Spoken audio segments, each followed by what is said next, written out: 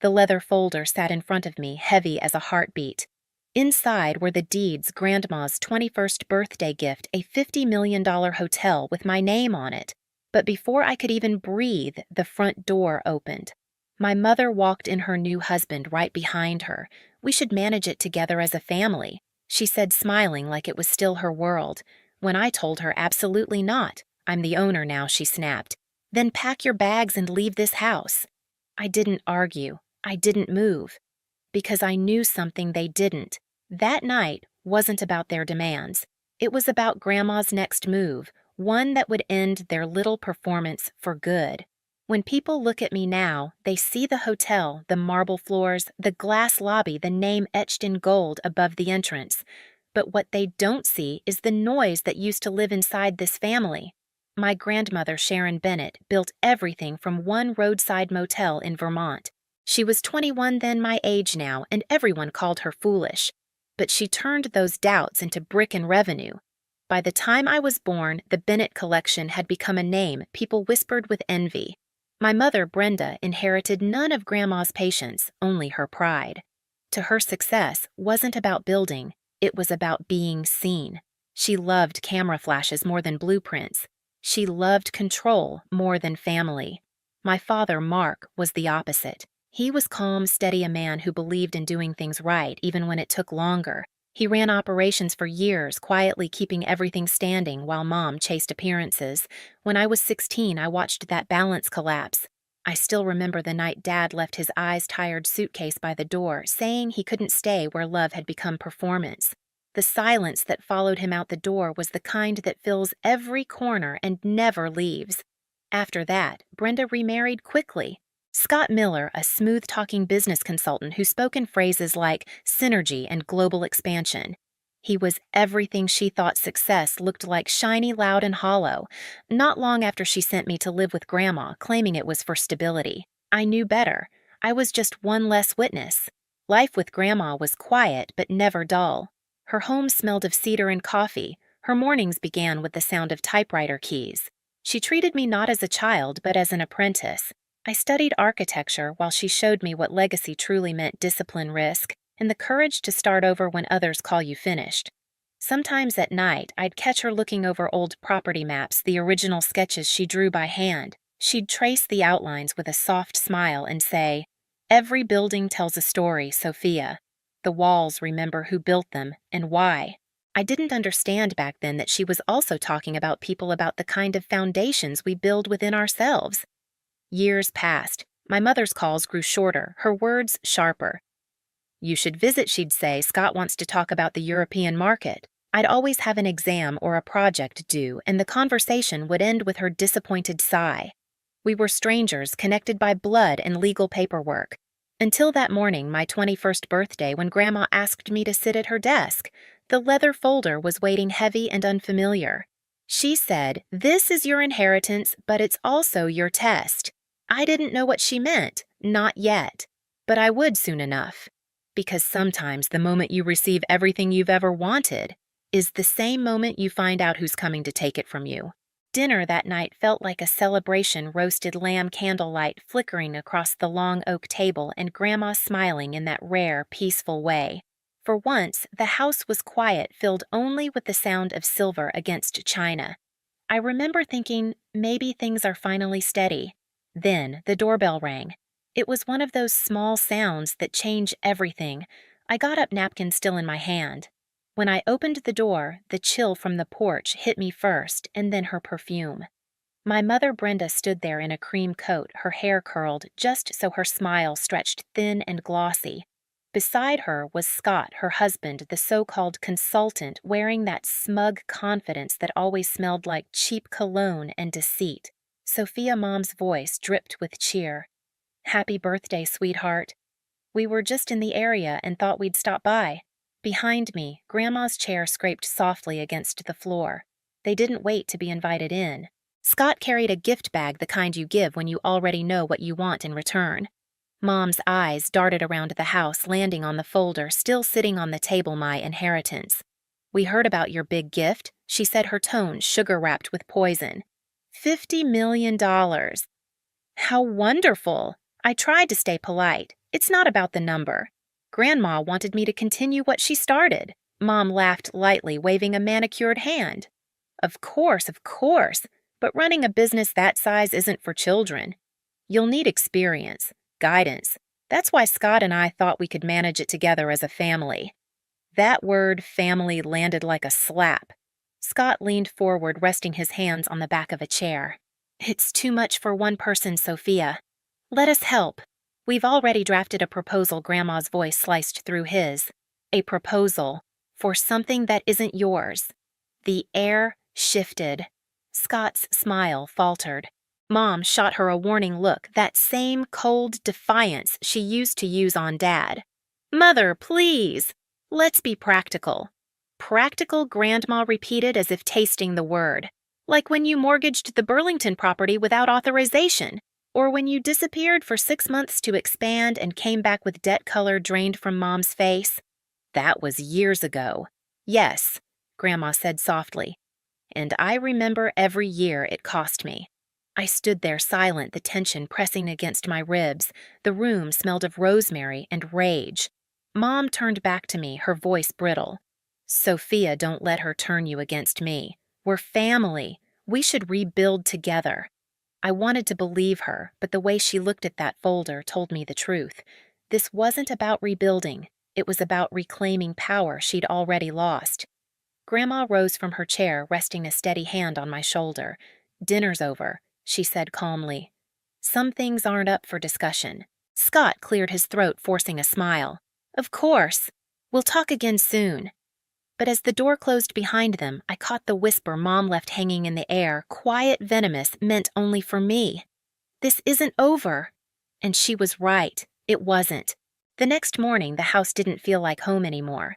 The light through the windows looked different, colder, thinner, as if the walls themselves knew what was coming. Grandma spent most of the day in her study, doors closed. I could hear the faint clack of her typewriter, the rhythm steadier than my own heartbeat. Downstairs, I found the breakfast table already occupied. My mother sat with a cup of coffee she hadn't been offered, flipping through one of Grandma's old ledgers, as if it already belonged to her. Scott was pacing by the window on the phone, whispering phrases like potential restructuring and joint control. They didn't see me at first, and for a second, I watched them, two intruders wearing family as camouflage. Mom finally looked up, her smile crisp. Morning, sweetheart. We were just brainstorming a few things. You know how to keep the business stable. Stable? I asked, keeping my voice even. It's been stable for 50 years. She ignored the jab. You're young, Sophia. You have your studies, your friends. You don't need to stress about payrolls or legal documents. That's what family is for. Scott nodded, his tone oily. Let us take care of the boring parts. You focus on your degree. I felt my pulse climb, but I said nothing. Instead, I walked over to the counter, poured myself a glass of orange juice, and let the silence stretch until it started to itch. Then I turned to them. Does Grandma know you're here? Mom blinked, lips tightening. She's resting. Right, I said quietly. Then maybe let her rest. Their eyes followed me as I left the room, every step echoing like a dare. That afternoon, I went to Grandma's office. She didn't look surprised when I told her what I'd seen. She only sighed and said I was hoping they'd at least pretend to wait a week. Do you want me to call the lawyer? I asked. She shook her head. Already did. She opened her drawer and pulled out a folder, another one identical to mine. There are things you don't know about your mother and Scott. Financial documents, deals that were meant to be hidden. My stomach tightened. Why didn't you tell me? Because sometimes, Grandma said, her eyes meeting mine, the only way to teach someone how to defend what's theirs is to let them feel how easily it can be taken. We spent the rest of the day quietly preparing. Grandma called her attorney. I combed through old files labeling transactions that didn't add up. The evidence was there: payments, transfers, ghost accounts. By the time the sun set, the house smelled of coffee and dusted paper. Grandma looked tired but calm. Tomorrow, she said, we'll invite them back for dinner. Let them think they've won. I nodded, understanding. If they wanted a stage, we'd give them one. But this time, the script was ours. The invitation was Grandma's idea. A polite message sent that morning dinner tonight. Let's discuss the transition properly. I watched her type every word with surgical precision. It was bait dressed as peace. By 6, the table was set again, the same oak surface polished to a shine, candles waiting to burn through lies. The house smelled of roasted garlic and quiet tension. Grandma had changed into a dark navy dress, the one she wore only for formal negotiations. Her expression gave nothing away. "Stay calm," she whispered as she placed a silver folder beside my plate. "Let them talk first." At 7, sharp headlights swept across the gravel driveway. The front door opened without a knock. My mother entered first, her heels clicking like a metronome of entitlement. She wore red, bold, deliberate, the color of control. Scott followed close behind, tie-loosened grin, wide. Mom said sweetly, kissing the air near Grandma's cheek. "Sophia." Her voice was smooth but sharp underneath, like glass wrapped in velvet. "I'm glad we're doing this properly." Scott added, "Family decisions deserve transparency." I almost laughed. Dinner began in a polite silence. Plates passed, wine poured, but I could feel their impatience the way Mom's fingers drummed on the table, how Scott's eyes kept flicking toward the silver folder by my hand. Finally, Mom couldn't resist. "So, let's be honest," she said, setting down her fork. "Managing a business of this scale is complex. It's unreasonable to expect a 21-year-old to handle it alone." Grandma sipped her wine, saying nothing. Scott leaned forward, voice confident. "We've already outlined a plan. I'd handle financial optimization, Brenda would oversee PR, and Sophia, well, she could shadow us for a while, learn the ropes." Their words weren't proposals. They were instructions. I set my fork down. "You mean I'd sign the ownership over to you both and you'd manage it?" Scott's grin tightened. "Temporarily." Grandma looked up, eyes unreadable. "And how exactly would that benefit Sophia?" Mom's smile grew wider. "It would benefit everyone. We're family after all." That word again, family. It felt filthy in her mouth. I took a slow breath. "You're right," I said quietly. "We are family." She leaned back, satisfied. "Good. Then let's." Which is why I cut in. "It's time we stop pretending this is about love." Her expression froze. I pushed the folder toward the center of the table. "You wanted transparency. Fine. Let's start with this." Scott reached for it, but Grandma's hand moved faster. She opened the folder, her fingers tracing the first page. The sound of paper sliding filled the room, crisp, final. "These," Grandma said, "are bank statements from the Burlington account. Withdrawals made under Brenda Bennett's signature. Funds that never returned." Mom's face drained of color. "Mother, that's absurd." And Grandma continued evenly. "These are emails from Mr. Miller's consulting firm, proposals for overseas expansion projects that don't exist. Signed by both of you." Scott's jaw clenched. "You had no right to. I had every right." Grandma interrupted, her voice steel. "You tried to mortgage the core hotels under shell companies. You thought I wouldn't notice."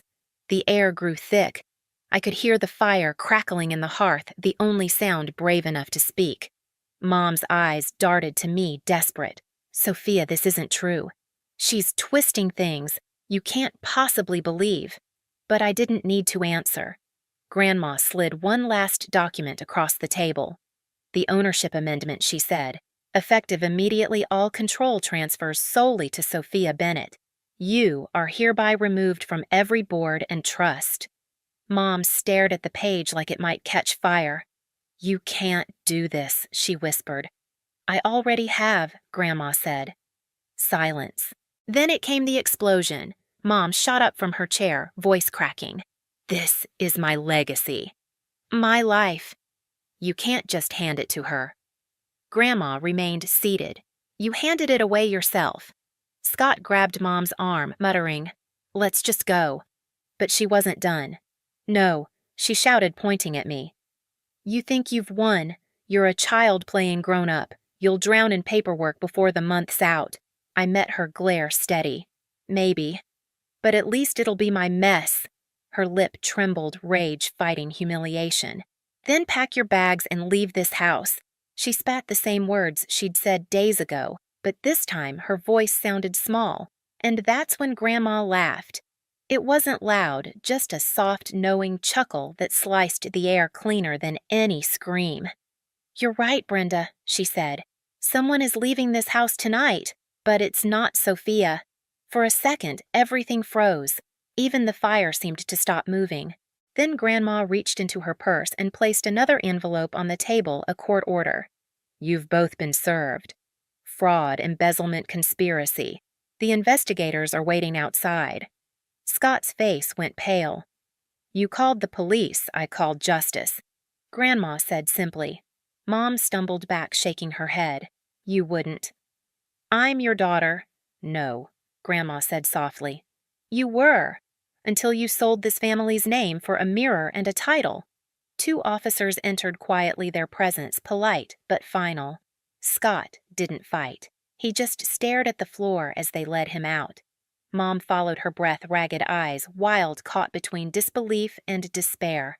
When the door closed, silence filled the house again, but this time it was different, lighter, cleaner, the kind that heals instead of haunts.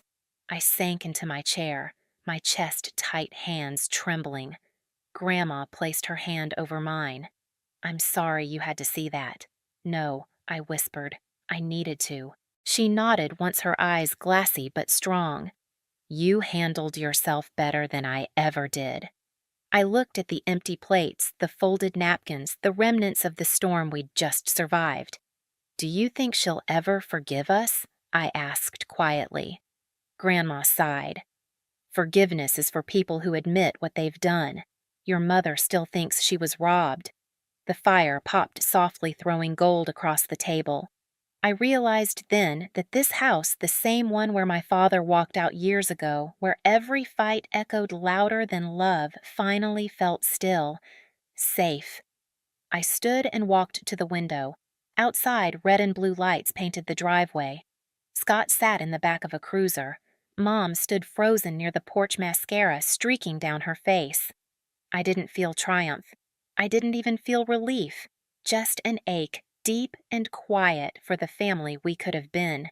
Grandma joined me, her reflection beside mine in the glass. "You did good, Sophia," she said. "You didn't raise your voice. You raised your worth." Her words settled in my chest like something permanent.